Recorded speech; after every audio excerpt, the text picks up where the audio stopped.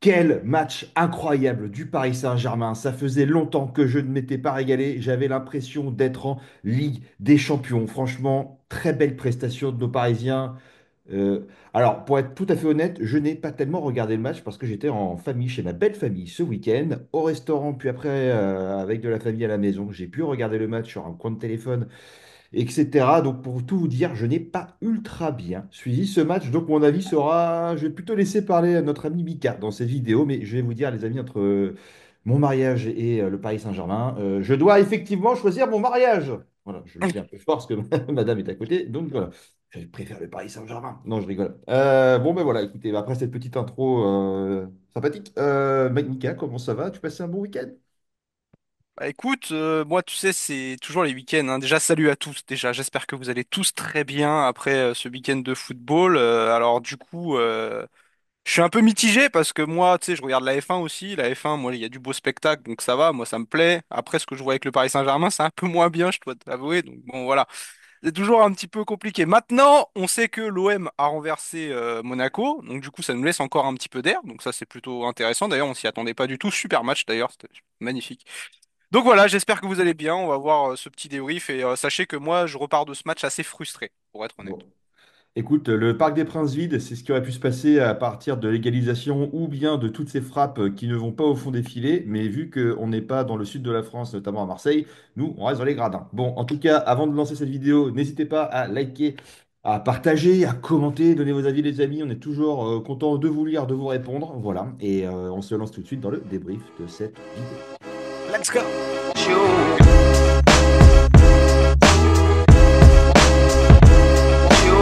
Mika me disait, putain, les stats, mon Dieu, effectivement, je crois que c'est 24 tirs, un but, mais si tu les as sous les yeux, vas-y. Alors, record, hein, record de possession, plus de 1000 ballons touchés, je crois, 84% de possession, c'est un record en Ligue 1. Ouais. Bon, bah écoute, visiblement, moi, on me parle souvent des stats, voilà, ça ne fait pas tout. Non, ça ne fait pas tout. Alors, comme tu le dis, 24 tirs, 10 tirs cadrés, un but, 85% de possession de balle, 1009 passes exactement, 92% de précision de passe. Voilà, faut le souligner. Voilà, 9 corners à 3, un hors-jeu à 2. Voilà. Bon, ouais, après, le problème, c'est qu'en face, bah, il y a 5 tirs, 2 cadrés, un but, malheureusement. Et c'est un petit peu ça, en fait, qui frustre, parce qu'au final, beaucoup de gens, enfin, beaucoup de supporters, là, sont tombés un peu sur Pacho. Alors, moi, personnellement, je vais pas lui taper dessus, parce que ce qu'il montre depuis le début de la saison, je trouve que c'est quand même assez fort. On s'attendait pas à un défenseur central qui vienne au Paris Saint-Germain, qui puisse s'adapter aussi Oui, facilement. bien sûr. Je pense qu'il est aussi un petit peu lâché par Marquinhos parce que normalement c'est pas son côté. Marquinhos qui a pas fait l'effort pour revenir malheureusement. Du coup, Pacho se retrouve un peu esselé. Le crochet à Blin, magnifique, non, très clairement. Et puis là, bah c'est là où en fait c'est là où moi ça me pose un problème. Normalement, tu dois avoir un dernier rempart qui s'appelle le gardien de but. Alors, j'ai pas envie de taper sur Donnarumma encore une fois, mais malheureusement, force est de constater que malheureusement, par rapport à l'année dernière en Ligue 1, il est beaucoup moins décisif que l'année dernière et malheureusement, je vois pas un Donnarumma en confiance sur sa ligne.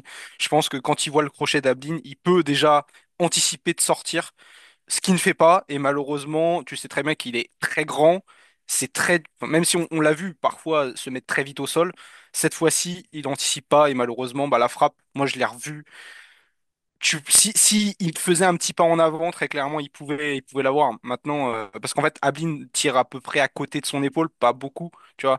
C'est juste que la balle part vite et ça m'embête un petit peu.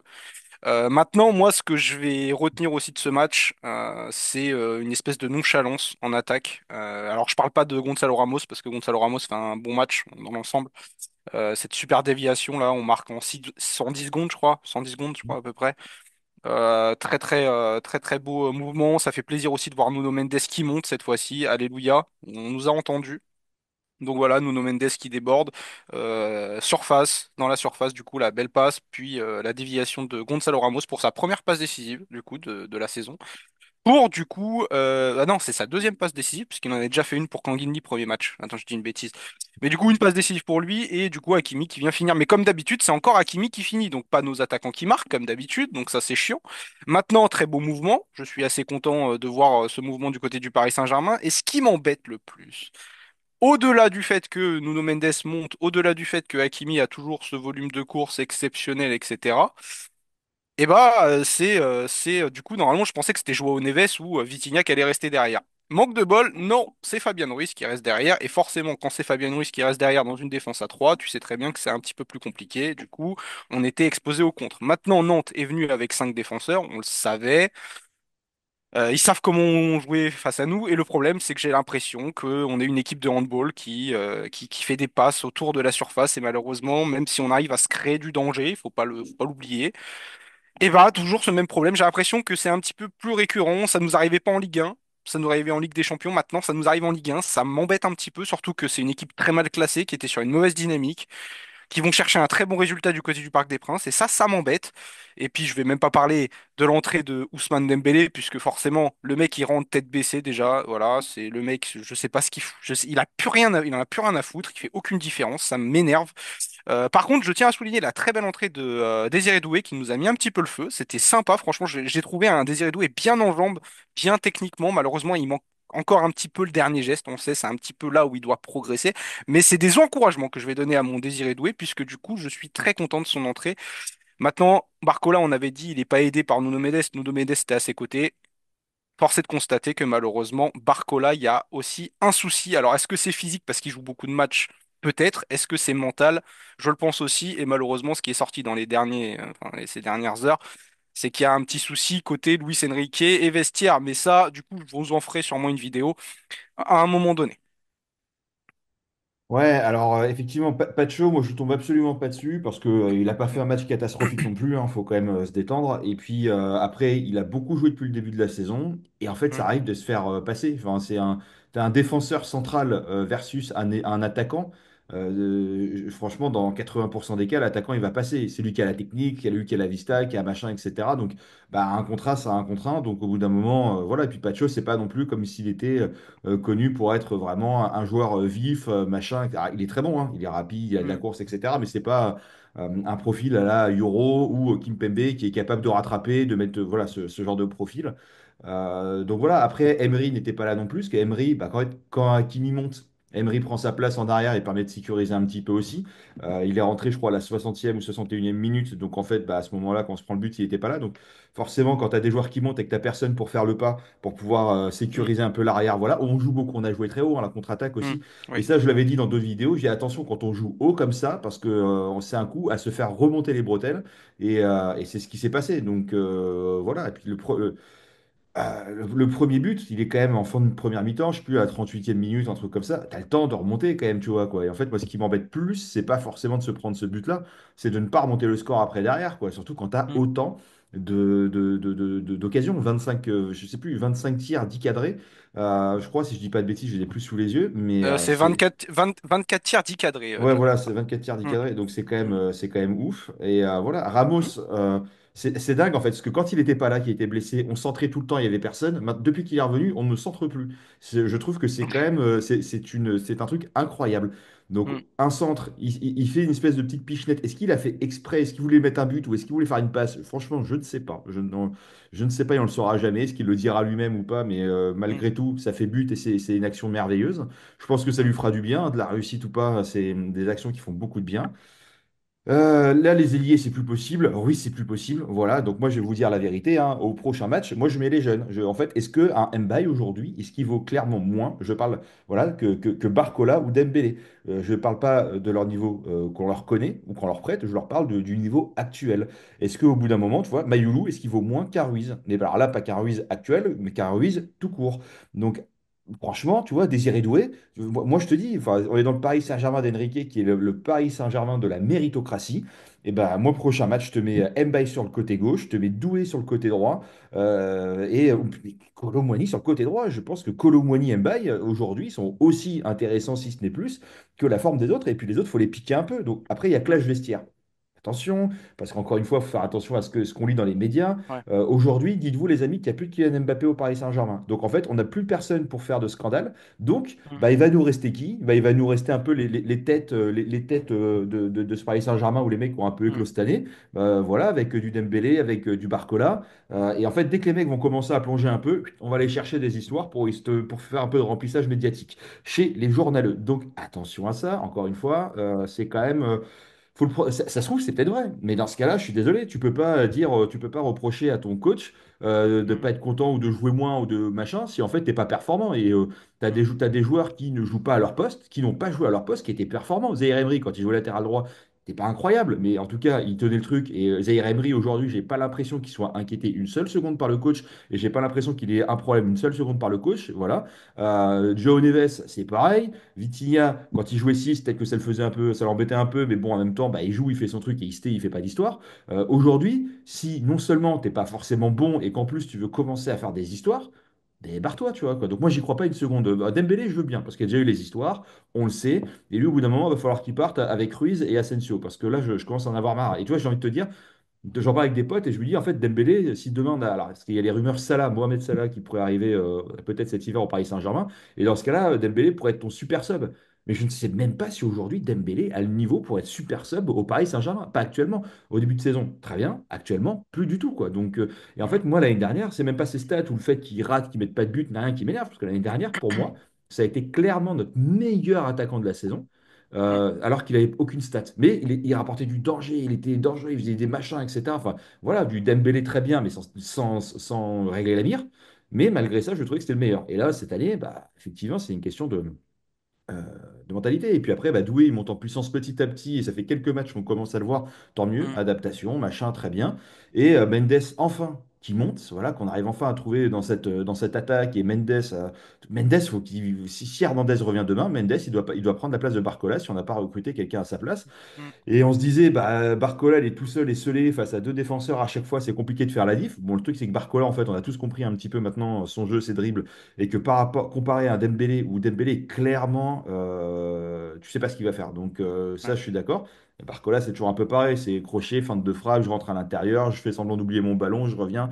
Et ouais. Et en fait, bon, bah, les mecs, ils ont compris, le prennent à deux. Et on se disait que Mendes, s'il pouvait l'aider, ça permettrait vraiment de pouvoir faire un peu le twist.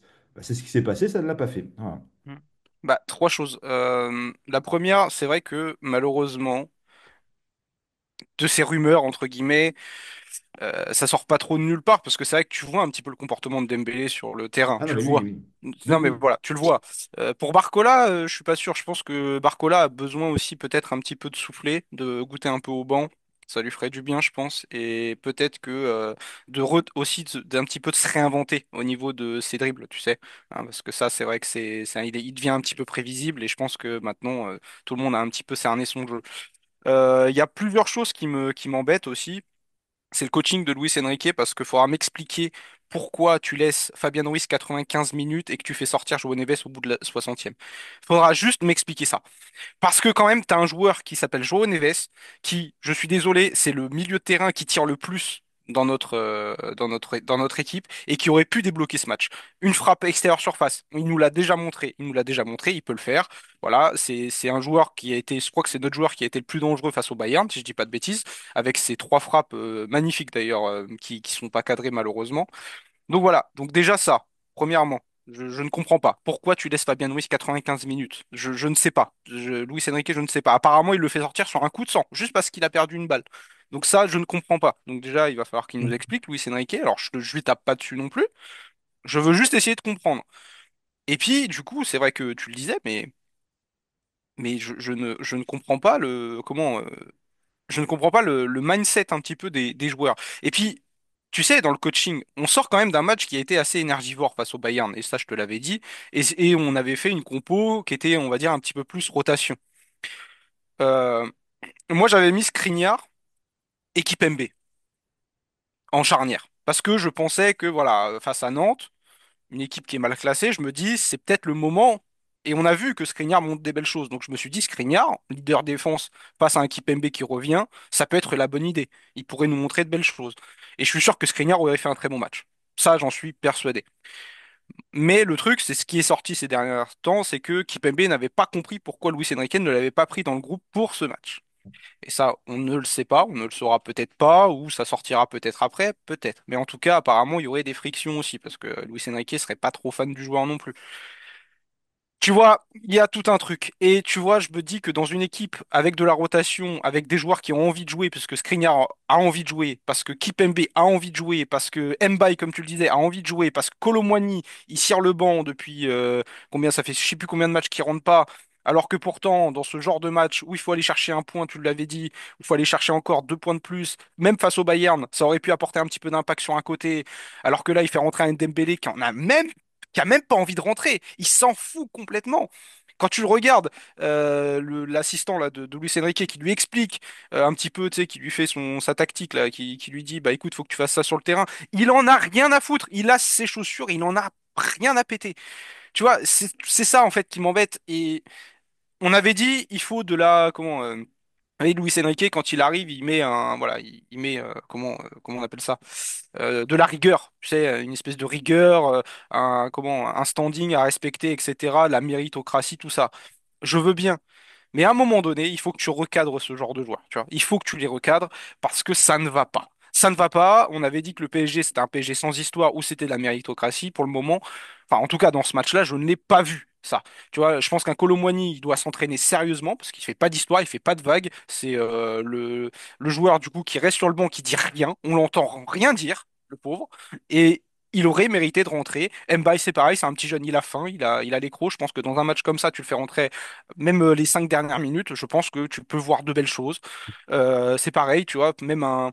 Comment, bah après Asensio, tu l'as dit, c'est vrai que moi je l'aurais pas fait rentrer non plus. Ramos, c'est vrai que tu vois, son jeu en pivot là, où il se fait accrocher par le défenseur là, qui l'armait à Ouais, oui, Zaïre Emery. oh, la passe. Voilà, tu vois, non mais tu vois, et moi j'ai bien aimé, tu vois, Ramos, parce qu'au final, dos au jeu, tu vois qu'aussi, il peut faire des petits remises, etc. Il l'avait fait aussi avec Kanguindi à un certain moment. Donc tu vois, enfin voilà, Ramos, je vais pas lui taper dessus parce que malheureusement, il est un petit peu sevré de ballon dans ce match. Et c'est dommage parce que pour une fois qu'on joue avec un neuf, j'aurais voulu du coup qu'on appuie plus sur Gonzalo Ramos. On peut le faire, on a les qualités pour le faire. Et en fait, ce qui m'embête aussi, c'est que beaucoup de gens disent Luis Enrique va mourir avec ses idées. C'est vrai que parfois, j'aimerais bien un petit peu de folie dans cette équipe. J'ai l'impression que c'est trop scolaire. Et cette scolarité que met en place Luis Enrique, je trouve que ça bride un petit peu certains joueurs. Alors, je dis pas tous, certains joueurs. Et j'aimerais bien un petit peu de folie. Tu sais, ce jeu de transition qu'on avait vu pendant un moment là, au début de saison là, ce petit jeu là où il y avait cette possession, mais il y avait aussi un petit peu de folie, un petit peu de magie. Et ça, tu vois, ça me manque. Ça me manque. Et c'est dommage parce qu'on ressort de ce match malheureusement où on a vu une première mi-temps assez bonne du Paris Saint-Germain malgré le but encaissé. Et derrière, malheureusement, la deuxième mi-temps, je me suis fait chier comme un rat mort parce qu'il n'y avait pas de solution. Et il faut rappeler aussi, du coup, on a eu un très bon Nicolas Palois. Très très bon match de Nicolas Palois. Et tu l'avais dit la dernière fois. Très bon match de sa part. Le vétéran. Incroyable. Bah, moi, Palois, tu me le ramènes au PSG, je pleure pas, hein, en tout cas, hein, voilà. Donc, la passe de Ramos, moi, ça m'a rappelé un peu la passe de Messi. Je sais plus dans quel match c'était, je crois en Ligue des Champions, ou je sais plus quoi, quand il tombe et qu'il l'a fait à Mbappé, si je dis pas de bêtises, il glisse, il fait une passe Hmm. incroyable. Ouais, Bon, c'est ça. dans une moindre mesure, hein, naturellement, mais Hmm. c'est vrai que la passe de Ramos, arriver quand tu es au sol, comme ça, la tête en arrière, à donner déjà à toucher la balle quand tu la regardes pas spécialement, et en Ouais. plus à la mettre sur le bon joueur, c'est quand même très très fort. Et moi, ce qui a fait plaisir, c'est de revoir Ramos sur un match entier. En fait, je ne Hmm. m'attendais pas à le voir sur un match complet pendant 95 minutes, etc. Je pensais qu'il allait faire des bouts de match pour revenir. Et donc, c'est quand même très, très, très rassurant. Hmm. Dembélé, il y a eu des histoires et on connaît sa personnalité. Voilà, il n'y a pas de débat sur ça. De toute façon, le match d'Arsenal, déjà, c'était ça. Et puis, il n'y a pas de secret. Luis Enrique a expliqué que c'était une punition, qu'il avait eu un mauvais comportement et que dans ce cas-là, voilà. Donc, en fait, enfin, ça, c'est sûr qu'il y a pas de débat. Voilà. Ensuite, pour terminer sur ce PSG-là, pour moi, il manque pas grand-chose. Il manque de la compétitivité dans cette équipe. Et en fait, soit en fait, on a des joueurs qui sont pas censés être titulaires chez nous ou qui jouent trop, c'est-à-dire qui jouent tout le temps et que Hmm. les mecs aussi ils ont des styles de jeu qui sont un peu énergivores et donc dans ce cas-là, bah c'est compliqué. Donc il faut pouvoir tourner et il faut rapporter cette compétitivité. Et tu vois, cet hiver, je rêve un peu, mais si on fait Gvara parce qu'apparemment ça relance le dossier, son Hmm. agent a recontacté le PSG. Si on fait ça là, tu vois, si on fait De Cuyper aussi, qui peut faire du bien et qui pourrait peut-être permettre à Leo Mendes de monter aussi un peu, on ne sait jamais, ou d'avoir un rôle de piston. Voilà, avec les retours de Ramos, Hernandez et Kimpembe, bah en fait, ça te fait potentiellement 5 nouveaux joueurs ou 6 nouveaux joueurs. Voilà, si on fait sauter la clause de Gyökeres, alors il viendra pas tout de suite, mais déjà, tu vois, on se l'assure pour l'année prochaine. Franchement, ça ferait bien, du bien. Et Enrique, moi, je le suis à 100%. Voilà, c'était pas un coach que je voulais absolument voir. Et après, tu sais, les gens disent oui, on va le virer, etc. Mais en fait, on va prendre qui, les amis? Rémi? Il y a qui sur le marché? Les gens ne se rappellent pas, mais vous avez la mémoire courte, mais lors du mercato, on doit recruter un nouveau coach. Il n'y a personne qui veut venir. Ou on a discuté avec plein de coachs et c'était très compliqué d'en trouver un qui voulait bien Mm. venir. Nagelsmann, il voulait pas Il y en a que venir. deux. Il y en a que deux. Zidane, il voulait pas venir. Mm. Mourinho, je crois que c'était pas forcément fait, et que Non. c'était pas gagné. Enfin, aujourd'hui, et puis en fait, on a envie de qui? On a envie de voir Mourinho vraiment au Paris Saint-Germain. Enfin, tout le monde est unanime. Donc, au bout d'un moment, un coach de vraiment, on prend qui? Il y a qui est disponible sur le marché? Voilà, donc, il faut se dire ça et qui a envie de venir et qui serait bien pour le Paris Saint-Germain? Moi, Enrique, moi, pour le moment, je suis à 100%. C'est un coach qui est dur, qui demande de la compétitivité, qui sait faire jouer les jeunes. Ce qu'on demande depuis Mm. très longtemps, on demande du cadre et de faire jouer les jeunes au Paris Saint-Germain. Bah, Mm. c'est un coach qui fait. Donc Mm. très bien, voilà. Donc moi, je suis Mm. désolé, c'est pas au coach de s'adapter aux joueurs, c'est aux joueurs de Mm. s'adapter au coach. T'es pas content, Mm. soit tu viens pas et tu restes à la maison, soit tu demandes ton départ. Voilà, c'est Mm. très simple. Et Kim Pembe, vigilance, parce qu'il y a encore 10 jours, on disait dans les médias et on expliquait que à l'entraînement, on était en train d'augmenter progressivement sa charge de travail pour voir Mm. comment réagissaient ces organismes. Donc il n'est Mm. pas encore dans le groupe. Bah, pour moi, c'est normal. Le mec, ok, il fait Mm. l'entraînement collectif, mais c'est pas pour autant qu'il est apte à jouer dans une compétition et on va pas le faire déplacer pour le faire déplacer. Mm. Donc Kim Pembe, c'est un joueur où progressivement on va augmenter sa charge. C'est pas un mec, c'est pas un rank physique comme peut l'être un Ramos, comme peut l'être peut-être un Hernandez, même si Hernandez a beaucoup de blessures. Quand il revient, il arrive quand même à revenir. Il ne chute pas dès le match d'après. Mm. Kim Pembe, c'est un mec qui a c'est un mec, c'est la maladie des os verts, quoi, tu vois. Donc Mm. pour moi, je serais, c'est peut-être le joueur avec Mendes où je serais le plus vigilant. Et rappelez-vous, Mendes, l'année dernière, il est pas revenu tout de suite. Et on a attendu. Il n'y a pas que Kim Pembe. Donc en fait, les Mm. joueurs sont très fragiles. Je pense qu'il y a un protocole de sécurité qui est bien plus énervé que d'autres joueurs. C'est ça. Après, pour revenir à ce que tu dis, il y a que deux coachs hein, pour le moment disponibles sur le marché, c'est deux Allemands. Voilà, c'est Tourelle et Nagelsmann, comme tu l'avais dit. Donc voilà, je te le dis clairement. Et par contre, petite question, est-ce que si on arrive à faire venir les joueurs que tu as dit cet hiver, est-ce qu'on arriverait à les faire jouer en Ligue des Champions? Je crois pas, hein. Tu peux pas les inscrire, je crois. Si? Je suis pas sûr. Je sais pas, c'est une bonne question. Ouais, c'est une bonne question, hein. Les gars, dites-nous dans C'est- les commentaires si vous le savez ça, parce que moi c'est vrai que je me suis pas renseigné, mais c'est vrai que si on arrive à faire Mo Salah par exemple, bah, Gyökeres, bon, pour le Ah, il y a, reprêter, il mais y a- je il y suis a- pas il y a- sûr. il y a une question de si tu as déjà joué la Ligue des Champions, tu peux pas te réinscrire, je crois. Si je dis pas, si tu la joues déjà dans ton club, je crois pas que tu puisses te réinscrire Ouais, tu vois. après. Il y a un Ouais, tu truc vois, c'est comme. compliqué. Ouais, je Ouais. crois qu'il y a un truc comme. Bah écoute, après, c'est des opportunités de marché, c'est pas grave, c'est comme Mm, ça. Et puis t'auras des joueurs qui seront un peu plus frais, un peu plus reposés ou qui vont peut-être augmenter leur niveau de jeu aussi de par l'arrivée de ce truc. Enfin, on va pas pleurer de prendre un Mohamed Salah et puis le mec, il vient pas 6 mois, il viendrait, je pense, deux plus un ou 3 années, tu vois, un truc comme ça. Voilà. Et puis Ah, après, il faut regarder, peut-être que sinon, il faut en désinscrire certains, tu vois, et puis mm, faut regarder les règles. Il faut que je regarde, mais effectivement, je crois que si tu joues, si tu es déjà inscrit, je suis pas mm, sûr que tu puisses. ouais. Bah, de toute façon, j'essaierai peut-être de faire une vidéo dans la semaine, essayer de voir un petit peu ce que, enfin, pas le mercato hivernal, très clairement, les gars, c'est juste un petit peu la situation du PSG, puis un petit peu la situation en Ligue des Champions. J'essaierai de vous expliquer un petit peu ce qui pourrait nous arriver de mieux. En tout cas, Mo Salah, qui est encore une fois un joueur exceptionnel, on ne peut pas le nier. Voilà, il a offert encore un super match contre City ce week-end, match incroyable que j'ai regardé. J'ai eu la chance de regarder. Donc voilà. Donc voilà, dites-nous aussi Mohamed Salah aussi en commentaire si vous ça vous hype. Mais c'est vrai que dans cette équipe, ça manque de compétitivité, comme tu le dis, il faut des joueurs qui se tirent vers le haut, et ce qu'on n'a pas pour le moment devant. Et on va finir là-dessus parce que John est assez pressé. Exactement, les amis. Il faut que j'enchaîne sur un autre truc. Mais en tout cas, voilà, on a été ravis d'avoir été avec vous. C'est très chiant, c'est très frustrant et on a l'impression d'avoir regardé un match de Ligue des Champions. Mais après, il faut aussi relativiser un petit peu. Est-ce qu'on se dit qu'on préférait subir tout un match, ne concéder aucune occasion, machin, etc. Ou est-ce qu'on se dit que bon, si on arrive à tirer 24 fois au but, 10 tirs cadrés, c'est aussi qu'il y a eu un bon gardien ou qu'il y a eu une bonne défense aussi, hein. Parce que 10 tirs cadrés à un but, ça veut dire qu'ils en ont arrêté beaucoup, qu'ils en ont arrêté 9 sur 10 tirs cadrés. Donc il faut aussi peut-être pas forcément pointer que le PSG, il faut aussi saluer peut-être le jeu de Nantes qui a été bon. Et puis voilà, et puis. Moi, j'attendais rien de l'année dernière. On a été bien surpris. J'attends rien de cette année. On pourrait être surpris. On est encore en lice dans toutes les compétitions. Et on va voir ce qui va se passer. Ne partons pas défaitistes. Sinon, vous savez, les amis, si on se voit à chaque fois mort dans les trucs, ça sert à rien de suivre le Paris Saint-Germain. Allez supporter une autre équipe. Allons faire autre chose.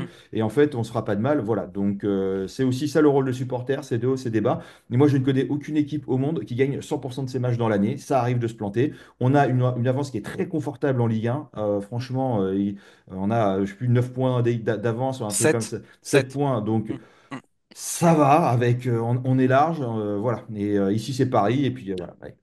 C'est ça. Et tous ensemble, on chantera. Voilà, tout simplement. Voilà. Allez, bisous à tous, à très vite. Allez, Des prochaines des bisous. vidéos, Ciao. Mohamed Salah, à mon avis, hein. Ça marche. Allez, des bisous. Ciao, ciao, les Salut. gars. Salut.